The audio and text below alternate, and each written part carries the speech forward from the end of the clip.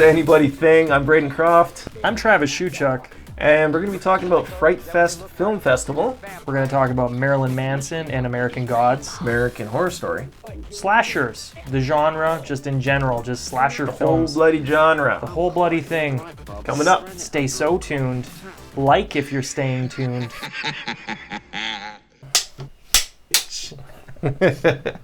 Now we got it. We showed up. We're here. We're back. We're back, baby! Well, let's catch up. Like, you update me. Like, what have I been left out of? So we've been working on a bunch of different film productions. That's one thing I do really like about my job, per se, in the film industry, is that I can work on like 4 productions at a time, 5 depending on how extensive our builds are. But it's cool because I get to have my little finger, imprints in all these different movies and shows over the years. That if I was crew on like on set every day, or if I was doing whatever, you can only work on one show at a time for the most part, right? Yeah. So I have been lucky that way. So you get to cross-pollinate. Yeah, it's cool for the old resume and your IMDb and all that stuff, and it's also just cool to keep yourself interested. You're really never doing, like, we'll be working on a period piece, something with some sci-fi elements, some horror stuff, or whatever, or like all at the same time. So your head is in all these different places, which is a lot of the fun, and you can't get bored that way. That's for damn sure. That's sweet, man. Yeah, and otherwise I'm also prepping for the Edmonton Expo. I'm a creator guest there, so I'm doing some different statues and sculptures and stuff like that I'll have for sale and get to. You're a regular there, though. That. Like, how many times have you gone to that? I don't even know. Literally since the Edmonton Expo started, I've been there every year. Yeah. It's the hometown show, so it's one that I really like going to. And do you ever get there and you see like your space and someone's there and you're like, no, not gonna fucking happen? No, luckily, that's all usually sorted out there. But yeah, it's cool. There's a sense of family and stuff that way. Like you run into people that you only see at conventions, both in the audience and in like other guests that kind of do the same circuit and stuff. So you bump into them, and it's always cool catching up with other people in the industry and friends that way. And sometimes it's even people in town that I just you're running 2 different schedules. You're busy all the time, and it's like, well, I'll see you at the show at least. I mean, my buddy Nat Jones I haven't seen since, I guess it would have been the last con, and I guess that would have been in June or whatever. But yeah, we'll meet up, and then for people that don't know who Nat Jones is, he's a local artist. Well, California based, but moved to Edmonton. States. He's been all over, but yeah, comic book artist, concept art, all that kind of stuff. Yeah, so that's the most part. What about you? What have you been up to? I know some of it, but. Yeah, no. Well, I guess I'll start from the beginning so people know. But yeah, sure. Yeah, True Fiction played London's FrightFest, which was my first time going. I'm coming to London. Yeah, so that was cool. I haven't been in Europe.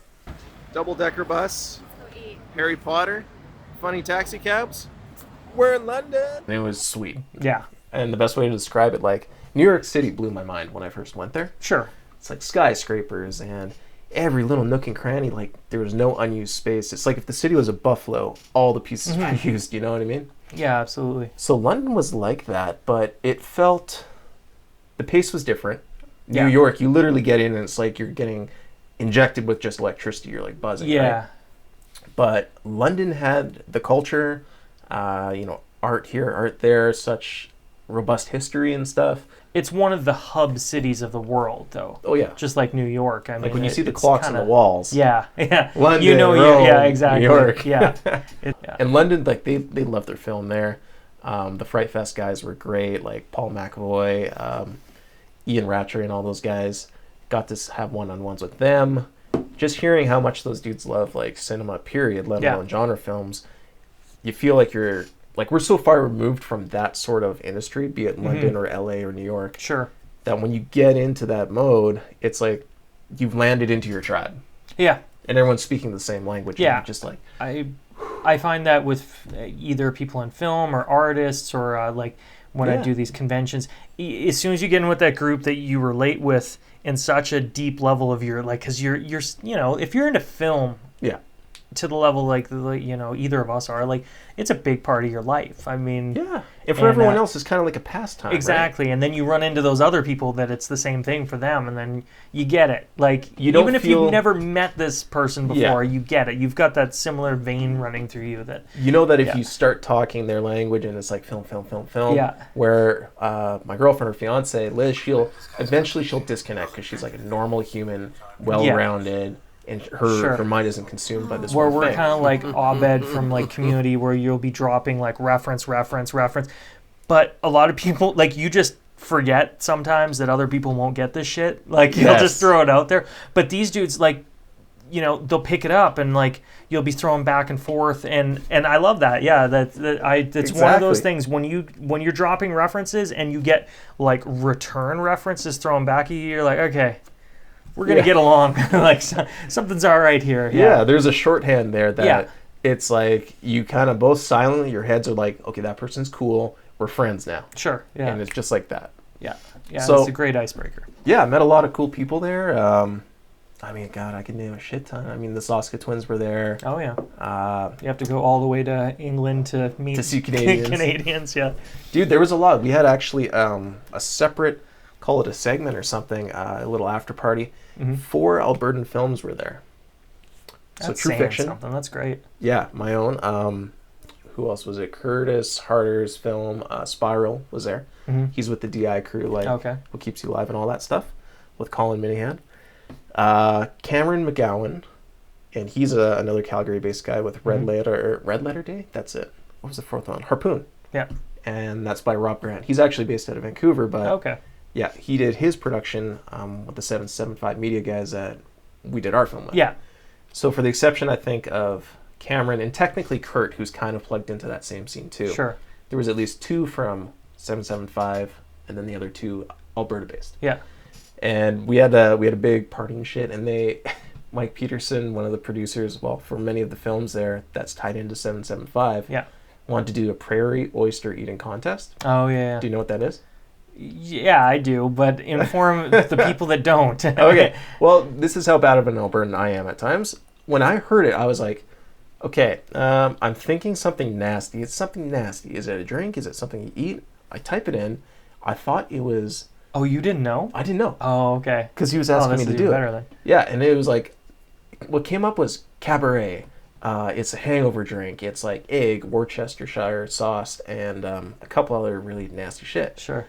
So I was like, an egg? I don't want to yak. I don't want to make an ass of myself the first time I meet someone. That's kind of like my policy, right? Yeah. I'll leave it to the second time.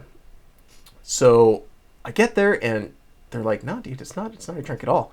It's cow testicle. Yeah. It's so funny because when you were talking to me about it before, I was like, you got to be like talking a different thing, like a different prairie oyster. Because like I always thought it was like a bull nut because like like where we're from, there's a lot of cattle country, especially in the Calgary area. It's ranch land. It's a lot of that. Oh yeah. And the same, but they also do it in Texas, and it's a thing, man. Like, never done it myself. I'm cool with not eating animal testicles in general, but it's a delicacy and slash like some sort of macho macho thing. Just as a like, it's definitely. So I think the guy's name is Ant Thompson. I'm probably slaying his name. Whatever. I actually got to see, of the few films I got to see there, Come to Daddy was his film with Elijah Wood. It was actually really good. Yeah. Not that I was surprised. I heard it was great. Sure. But he crushed it. He just ate, like, everyone kind of got a bowl. The twins, the Saska twins, a couple other fellas, I am spacing on their name. But he's just like, go, crushes it. No shit. So I'm glad, because then everyone else is trying to finish theirs. So did to, you like, do it, save or? face. No, I didn't fucking do it. You just said, fuck it. No, I ain't even balls in front of there. I'm going to say, just for the viewers at home, Braden is about vanilla as fuck when it comes to food. Yep. 9 times out of 10, except with how you eat hot dogs, which is fucking surprising, and I still... Yeah. like and potatoes. I think I throw all the groceries on like a baked potato. Yeah. Okay, well... Besides that, I'm very meat and potatoes. Yeah, absolutely. But yeah, no, I didn't eat it, and the people that did and couldn't finish it or struggled to finish it were like stuck there for 10 minutes just shoving cow balls in their mouth Yeah. and gagging. And I was There's something about just feeling disgusting while eating in a public forum too. yeah. That's just not enjoyable. Either that or like what you said with a drink. If you're drinking like, okay, that's another thing that I always find weird. Do you notice that the drinks that everyone buys for like, hey, I'll buy you a shot, it's always the bullshit drink that no one really wants unless somebody's getting a free drink. Like a barman or something. Yeah, it's just like nobody or it's like a shot of shitty house tequila or like a fucking Jaeger shot that's just, you're already, you either haven't had anything to drink or you're too deep in it. It's already like, You want to hear a quick Jaeger story? yeah. Yeah. For whatever reason, high school, maybe it was like the metal. Oh yeah. Metal yeah. moment. Well, there was the metal moment, and then there was also just we came through the trend of the Jaeger bomb. Yeah. Which I. Oh no, this was not a Jaeger bomb okay. story. See, bombs I don't mind. They're good. They're actually good. So I took a full Jaeger bomb, or not a Jaeger bomb, Just Jaeger a bottle. Yeah. And ordered a full pizza. It was my buddy's birthday. He works at a pizza place. Oh, dude, we had about 12 of them. I'm not kidding you. And, like, no one was coming at the first part, so I was like, I'm going to just take one. Yeah. I scarfed it down, and by the time these people came, a couple hours had passed, I finished the Jaeger, like, entirely. And this was over the course of maybe 6 hours. And I was like, oh, I crushed this. I crushed the pizza. I'm feeling like a Viking god. Mm-hmm. And all of a sudden, it was like, boom. I feel it. I'm like, It it's just all coming hit out. at once. Yeah. Yeah, and that's about the time everyone started flooding in. So I was like, Oh man, you hit it that hard that early. That's never good. yeah, and like my Little girlfriend's kid. coming down the stairs at Oh, the time, fuck. and I was like, oh no, and I'm trying to save face because like I built up this image that in my mind I'm like, yeah, I'm a metal guy, I'm tough, I'm cool, I'm a fighter. Yeah, you were just kicking tonight's dick, and Oh now- yeah, and so I was like, hey, excuse me guys, and they're hearing about it as I'm going up the stairs. They're like, whoa, Grofty, you finished that? Yeah. I'm like, yeah, I'll be right back. Slide open the bathroom door, rush in, and I knew if I puked in the toilet, it would make like a splashing sound, and like jig is up. Everyone knows what's going on. So I go straight to the sink, and I The get mind as of the close. drunk asshole. Yeah, I'm like, Sink will be better. Sink will be With better. hole like this. like that, and no drainage. Yeah. And so I'm like, and just filling this thing up, and I go to hit the release for the drain, and it's like, stops. So I go, fuck, and then bang, bang, bang. It's like, Groft, are you in there? And it's the dad, like my buddy's dad. Oh shit. I'm like, yeah, well, I think someone just ralphed in here. I just need a second, man. I'm gonna take a shit or something. So I'm like silently trying to scoop out the cheese from the sink, carry it without dripping too much on the floor into the toilet, and I'm pulling things out that are like the size of a small softball. Oh man. Like I don't even know if I even like chewed that cheese. Yeah. Woof, woof, woof. Finally, get it done, wash it down, wash my hands, walk out, and the dad's like, oh, what's going on? I'm like, yeah, I know, some dick, man. He's like, you find that guy, you tell me who that is. That's fucking disgusting. I'm like, I will. Yeah. Anyway, that's my Jaeger story. That was gross. I could actually picture the cheese. Anyway, to tie up this thing, the festival, it was great, man. Like, there was massive theaters. Our show played in something a little bit smaller. Mm-hmm. Good crowd. Couldn't stick around because there was a lunch thing. But if anyone has ever gone to a festival, like your film is played there, or if you're about to go there, or plan to in the future, watching your film in front of an audience is both insanely beneficial and extremely masochistic. Oh, I can imagine. Yeah. Yeah, because when you sit down there and like, oh, here's the funny part, are they going to laugh? When they laugh, you're like, oh my God, it landed. Yeah.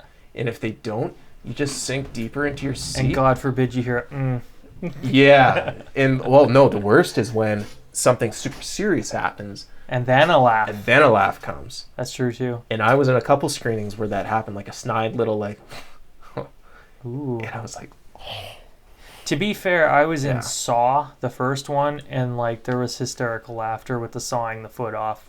now was that, Movie that's did well. well. Different though. Because there are moments in horror films that I laugh because it's like I'm uncomfortable and it's Okay, working. yeah. But if it's like an emotional, like, I love you, Dad, I love you, and then Yeah. it's like the acting's bad or something, Yeah. the filmmaker That's true. already knows it. He's just hoping no one else notices. Yeah, it's the bluff. Just, well, maybe no one will.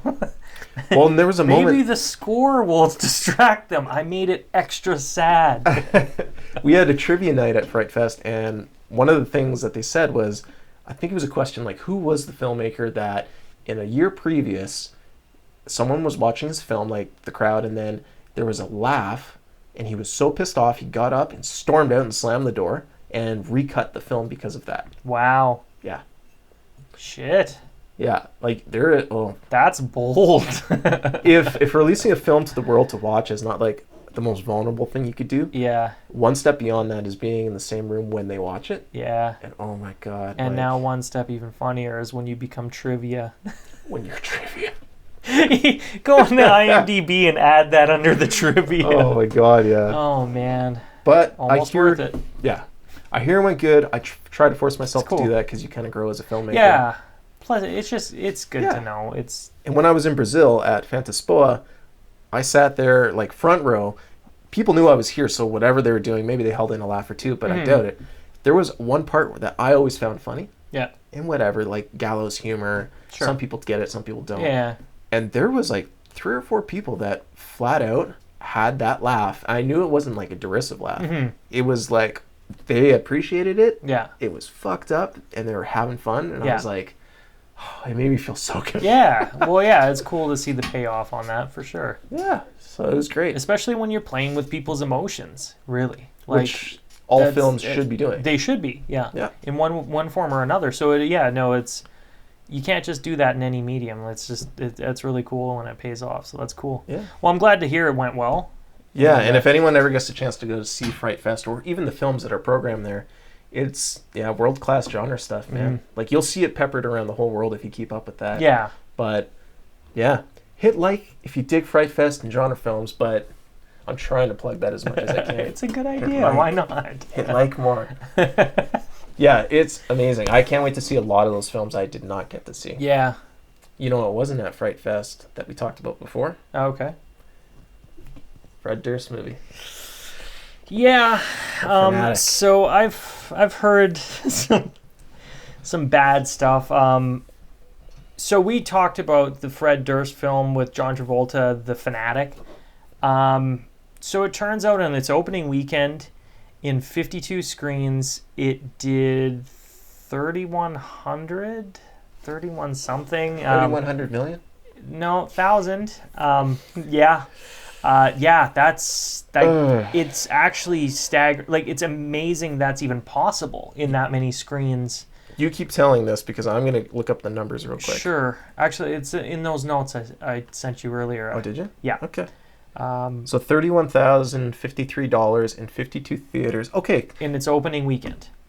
I'm not going to sugarcoat it. That is very bad. For a John Travolta film with there was shit everywhere on the internet for a while about this. With Travolta, with Fred Durst. Like, it was talked about. Right. I'm not going to say that people, were clamoring over it or not, but I've seen it under a lot of major, publications mentioning it. Fans, just genre stuff in general. It was being talked about. And it still only did 3158. Now, was that opening weekend? Opening weekend. I don't know stats since that. Okay. But not as bad as it could be. Not as bad as it could have been. But, I mean, that is going to be your lion's share's first night. Should be at least, so that's, ideally one of your biggest days. That's $60 per screen. That's like, in American dollars, I assume their tickets are 10 to 12 bucks. That's like 6 people per screen? It's actually crazy. Like, I feel bad for everyone involved in that because it's just, it's a nightmare. And I don't know, like the film might be fine. It might be good even. I don't know. I didn't, look too deep into the overall opinions of it, but I know that's going to sour a lot of people. Basically, anybody that was questioning seeing it hears that kind of information, and the odds that they don't go and see it is... Oh, I'm just looking up some of the reviews now. Okay. Funny enough, punching down is not a cool thing to do. Sure. But let's just tell it how it is. This is a fact. 18% out of 56 total reviews. That's not the best. Yeah. But interesting enough, one of the positive reviews for the Wall Street Journal is by a guy named John Anderson. Okay. Who, believe it or not, my first proper review for a film I ever did, which was my first film, Hemorrhage. Yeah. Was reviewed by John Anderson, and that guy gave me an awesome review. Yeah. Now, I don't know what I'm trying to correlate here, because it almost sounds like if he liked The Fanatic and you like my movie must be like The Fanatic. Yeah. Which it isn't. But he is like a world-renowned critic. Yeah. Tenfold. Like, the dude's he's one of the top critics in the world. Mm-hmm. That's pretty cool if he's got something nice to say about it. It's true. So, yeah. I mean, it could just be, wrong time. Could just be, there's a million circumstances that can lead to these kind of things too. Not to mention the whole method of Rotten Tomatoes. Basically, it's yes or no. Yeah. If there's 10 yeses, but they're like, it's a 6 out of 10, and you get 100% out of those, it's going to look like your movie's a 10 out of 10, when really it's a 6 out of 10. And it doesn't always count, because then you also look at blockbusters. I mean, how often do they get just slaughtered on Rotten Tomatoes, like a Transformers film or something like that, where they look at it as just, popcorn garbage in their opinion, yet, they do hundreds of millions or like whatever, $1 billion overall. Yeah. I mean, does it always account for, shit film to numbers or this or that? No, but not always. It's not boding well for you when you hear that on and that actually got a ton of buzz, just the fact that it did have such a lackluster opening, which is unfortunate. So you would almost think that they could draw in numbers based solely on, I hate to say it, like the cringe factor or whatever sort of thing. It may do better if it does hit like a, once it hits the video release on DVD, Blu-ray, that maybe people want to see it for the so bad it's good elements or whatever. So it may get a second life for the unfortunate reasons, but maybe it will. I don't know. I've heard people talking like that online already, so I don't know. I found it interesting to see, though. What was their budget on that? Do you know? No, not offhand. Fanatic budget. They tend to bury these things when it does not turn out. Well, understandably so. I mean, we're not even paying catering at that rate, so it's let alone Mr. Travolta's wage, regardless of what it was. The lowest grossing film on this list of nearly 50 movies are just okay. I almost feel bad just looking into this. All right, well, we'll go on to the next thing then. Let's go on to the next thing. Here's something that I was potentially excited about. I don't know. I'm a big Marilyn Manson fan, as you are. Sure. And a show that I really love is American Gods. And he was just announced this week that he is going to be a new character in there. I guess they're referring to him as a Viking death metal band, I guess. Like, he's the front man of a... Really? I'm wondering if it's black metal. Like, I know that people that... If you don't know your metal stuff, there's 1,000,001 genres, but... And you better not fuck them up. because you're out. But... Usually when it's referring to the Viking Norwegian stuff, it's usually black metal in reality. The fact that like, I find that a lot of times when you don't know what metal to call it, if you want it to be really, really heavy and like scary and dark and this and that they just call it death metal regardless if it actually is. So do you ever find that? Like Hollywood stuff, it's just like, it's death metal. Like, that's the blanket term. They just do that blanketed term. It's like the more nuanced blanket term opposed to screamo. Yeah, whatever, right? Which is any screaming in any band, I guess. So anyways, regardless of what the hell he's playing, he's a Viking metal guy. Yeah. In American Gods, which is going to be interesting because there is a lot of Viking elements, not to do too much for spoilers, but there's Viking gods in there and stuff like that. So it could be very interesting. Big Marilyn Manson fan, and he can actually act. I mean, I've seen him in some stuff, and he's one of those guys that can transition decent, and I've seen him in some stuff where I was pretty impressed, enjoy him. I mean, so I'm interested to see where it goes. I also hope maybe that he has some music dropped in there, peppered in. It would suit the show too. So I do love seeing rock stars and kind of more subversive artists crossing that threshold, like Henry Rollins coming in and being in like David Lynch's Lost Highway as a prison guard. I think he says 2 words. Shit. That wife killer's looking pretty fucked up. Which one?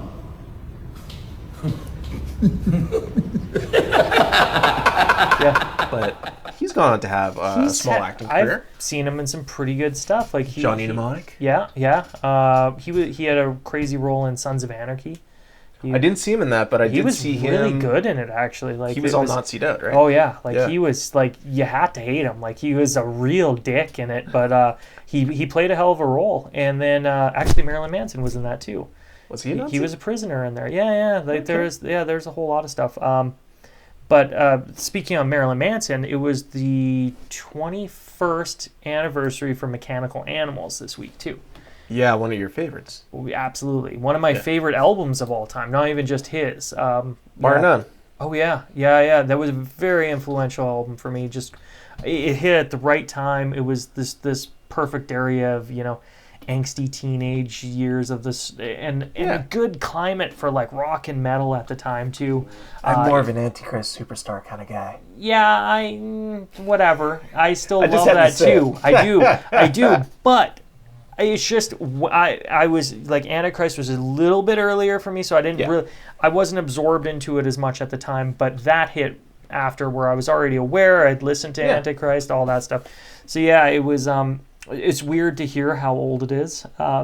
21 years. It does not seem like that long ago. No.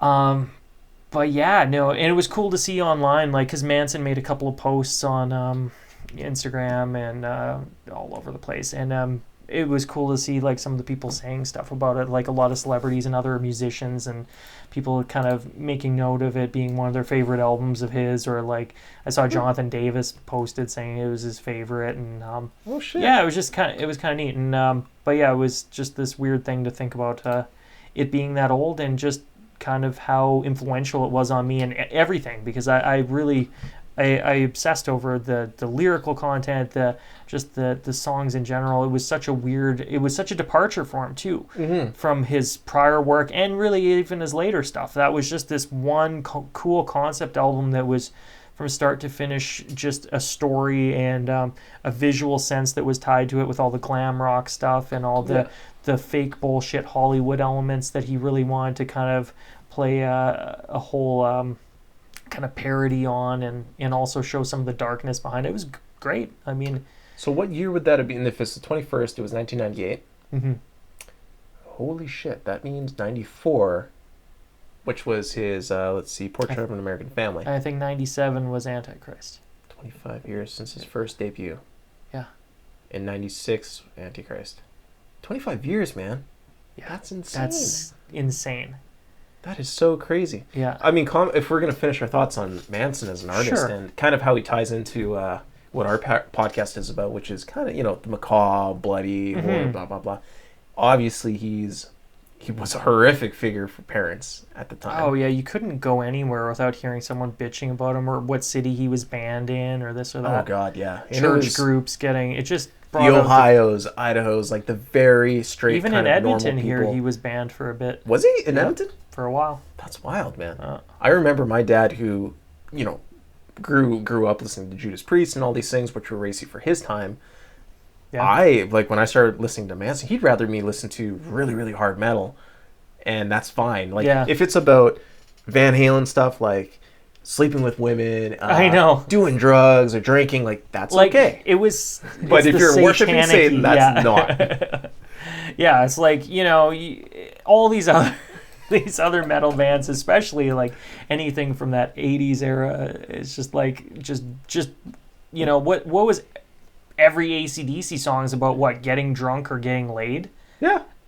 I mean, I'm not gonna maybe getting say in that's a fight, bad thing. Yeah. But for your dad's a little more open to this stuff than my dad is. But I'm trying to put my headspace into his, like seeing a very gaunt, kind of skinny. He's not masculine. He's not dressed in some, like David Lee Roth fedora and suspenders, rocking a nice bod.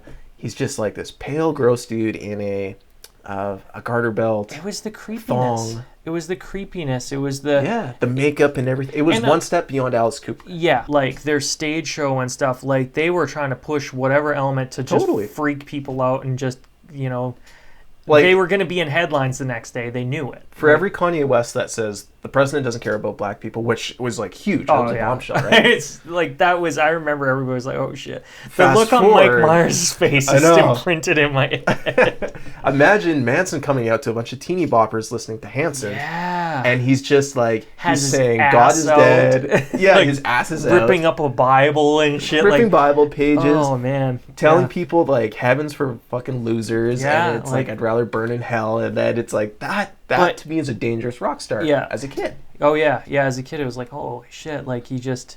And I feel like people don't have that. And I'm not saying like, I he's a good role model. Sure, no. But you need that I sort also of dark felt reflection. that he was not like a person though. He was an icon. He was a caricature. Yeah. He was an artist, bigger, really. right? Like he wasn't like where you see all these other bands and stuff like you'd mentioned in of the era that were in pop music and this and that. They're either a preformed thing from a record label that was very apparent back then, way more even than now. Yep. Or they were just an artist doing their thing. But him, he took it to such a different level. And I heard like to a degree it absorbed him some too. Like he became, he became his character within some degree. Yeah, to tie it back into what our podcast is about, his visual sense not only borrows from like Murnau, like Cabinet of Dr. Caligari, all these old films, all these old German impressionistic visuals. He's got there's so many. There's like even like Tetsuo, the Iron Man. There's a lot of that gritty, disgusting 8mm silent film, stuttering images, the iconography of it all mixing pseudo kind of fascist symbols into the lightning Antichrist bolt. And Anton LaVey played a huge part in his life, who ran the Church of Satan. And also like in his earlier stuff too, which I think was, a little bit more of a calculated ploy, was using like the Cat in the Hat stuff, things to mix in with children, like, really pushing the buttons of, the uptight America. Alice in Wonderland, taking Wonderland stuff. Cute things that are for children and turning it upside down. Because at the time, drugs were huge. Like, I mean, drugs have always been around, but heroin was a huge problem coming out of the 80s. And cocaine was on the tail end of that. Yeah. A lot of shit was going around in the schools. So it's like, you tie that. It was a really good reflection through the Willy Wonka imagery. Yeah. Which really is a bunch. It's like, it's a factory of excess candy. Yeah. But it's a really good metaphor for drugs and going too far with and that's right? why he made such an impact, is because he was kind of right on the button with a lot of shit at the right time. And it just... Oh, I love that. And some of their old... like their bills would have him drawn as a cartoon with a jester hat, and it looks like he's goading parents into like, I'm gonna get your kids. Yeah. And the kids, he was like this satanic Uncle Sam of the era of just like, we want you to be a fucking weirdo, like totally. And it just made him more appealing.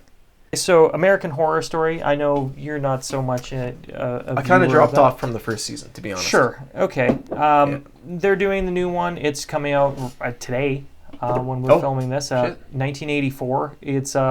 It's going really heavily off of Friday the 13th. That's right. To be honest, when I saw that trailer, when you showed me, kind of has me interested. Dude, I had no interest in the other ones. Hate to say it, no Basement in Fact, because I haven't seen them. I'm not going to judge them. I'm a fan, but that one got me. Yeah, I want to see it. And the way it seems like they shot it, and they really captured like the costumes, everything visually I saw, and the way even they were shooting it, it's kind of got the vibe. Everybody online that I've been seeing has been kind of divided. It's either I'm probably not going to like it, but I'll give it a go, or they're super psyched for.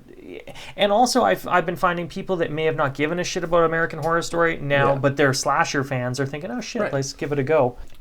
I got strong opinions and I'll share them, so I'm not trying to set you up for yeah, whatever. But personally speaking, are you a big fan of slasher films? And by slasher, I don't mean like Psycho or Peeping Tom. I'm talking the 80s. I'm talking post-Halloween, which I think is kind of the seminal slasher film. Sure, yeah. Not the first. Seminal. But yeah, that was the turning point of where everybody started emulating it.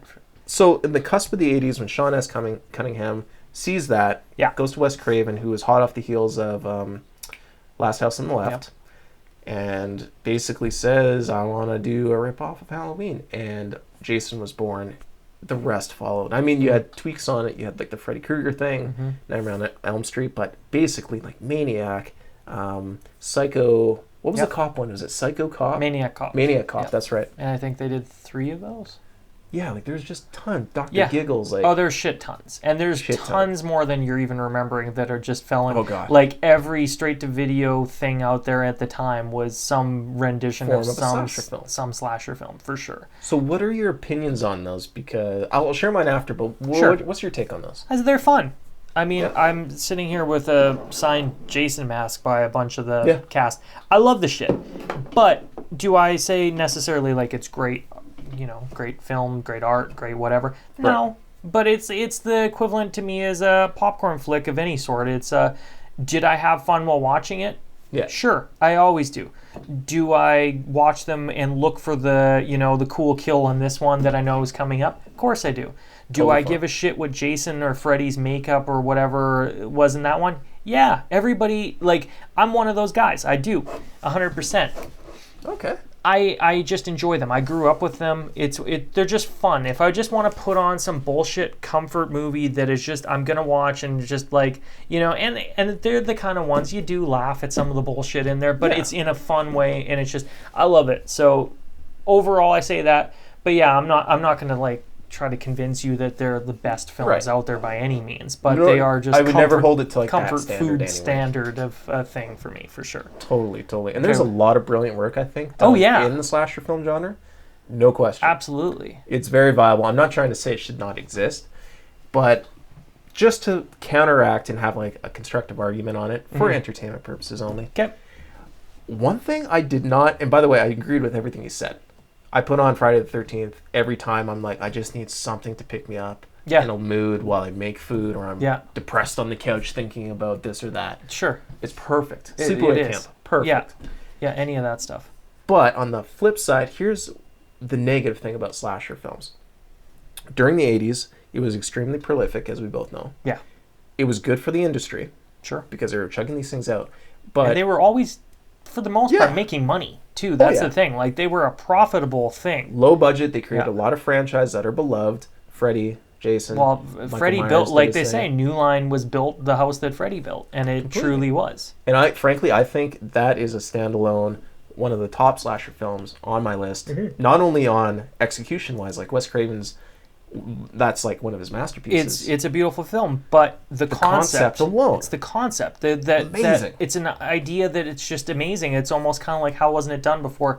Just the fact that being attacked when you're asleep. It's the one time you can never defend yourself, and it's amazing. And if horror does anything to people, it's give them bad dreams. So what better than making a creature that kills you in your dreams? It's a great concept, and he's got no rules because it's a dream. Like there's. But here's the part about the slasher that, in some ways, has negatively affected my opinion of the horror film genre. It's that there were tropes that were created that have not since died and have obstructed the production of other meaningful horror films that I feel should be made. And by that, I'll get more specific. The Last Girl. Yep. And I mean, like, it's happened a lot earlier. In many ways, well, the final girl was killed in Psycho, but the sister of Marion Crane lives. Ripley lives in Alien. Yep. Which in its own way is kind of a slasher film. Kind of not. Sort of, yeah. So there's that. Young actors in the roles. Almost all of them were appealing to a teenage, usually male skewed. Let's be honest, like 90% male skewed. Well, yeah. And and the obligatory sex scenes. For nudity for bullshit's reasons, like, and that's kind of fallen away. Yeah, like not so many wide releases. It has gone away a lot in comparison to where it was.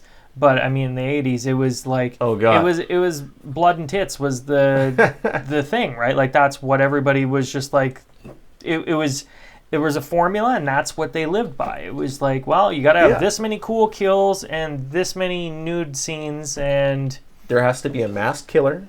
And we're going to put more emphasis on how cool his mask looks versus how cohesive and rounded the plot is, how fleshed out the characters are. So and how cool the kills are was more important than the overall arc of the story, too.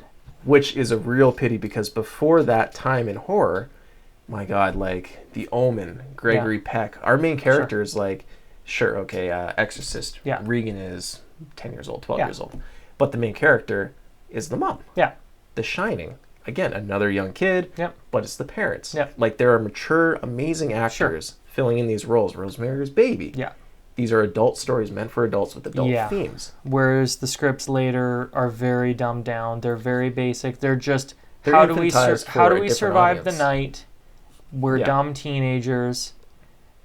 Somebody tries to run the show, and that's about it. Like it's exactly. I mean, it is what it is, and every one of those movies followed that format to an almost like to the point where the genre itself started being defined by whether or not your film that you're trying to make adheres to these tropes. Yeah. And it was brilliantly turned on its head in Cabin in the Woods. Brilliantly turned on its head in Scream. Yeah. But besides those transgressive Scream was the fucking Guns N' Roses of slasher movies. Right? Oh yeah, like, for sure. It was that it still had that element of slasher. Yeah. And it started moving away and doing a lot of great little pokes at all those tropes, done by one of the guys that was responsible for it, which I loved, right? Like, you know, with Wes Craven doing it, but the script was written beautifully, like, which that's a story in its own. Like, the dude wrote it like, it was super quick. We should do an episode on Wes Craven, period, because I read a great book talking about Craven, Cunningham, Romero, and I think a slew of a couple other guys. I love all those guys, so that, Oh, God, and it's amazing to see, like, I always thought Wes Craven was God, you know, growing up. Sure. And, you know, you kind of see some of his lesser films, like, I believe it's Deadly Friends.